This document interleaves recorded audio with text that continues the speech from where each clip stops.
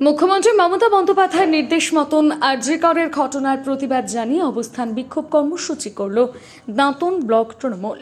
শনিবার বিকেলে দাঁতন ১ নম্বর ব্লক তৃণমূল কংগ্রেসের দাঁতনের সরাই বাজারে হয় এই অবস্থান বিক্ষোভ কর্মসূচি।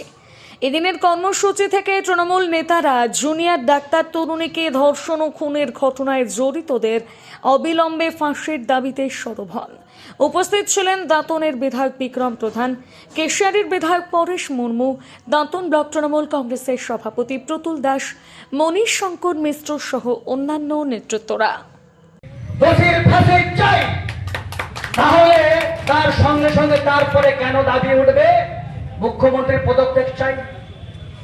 এটা কিসের রাস্তা?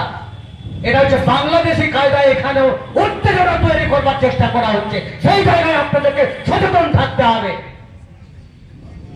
তৃণমূল কংগ্রেসে খাটো করবার চেষ্টা করা হচ্ছে। এই শুভেন্দু অধিকারী পারেনি, এত চেষ্টা করেও পারেনি। 24 সালে করে প্রতিশোধের আগুন জ্বলছে।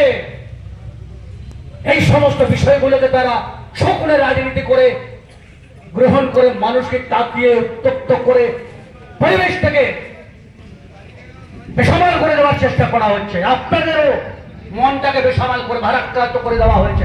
কিভাবে? যখন আপনারা আজকে বাংলার আমরা প্রতিবাদ করছি না, বিজেপি, সিপিএম, কংগ্রেস থেকে শুরু করে, বুদ্ধিজীবী থেকে শুরু করে, ছাত্র সমাজ থেকে শুরু করে, যে কেউ গণতান্ত্রিক দেশে গণতন্ত্র ভাবে অন্যায়ের বিরুদ্ধে প্রতিবাদ করবে, এটাই তো গণতন্ত্র। তারা প্রতিবাদ করুক, তাতে কিছু নয়। আজকে এইটাকে ইস্যু করে আজকে ধর্মকে টেনে আনার চেষ্টা হচ্ছে। আপনারা গতকাল দেখেননি, আজকে মোমবাতির বাতি নিয়ে আজকে শোক মিছিল হচ্ছে।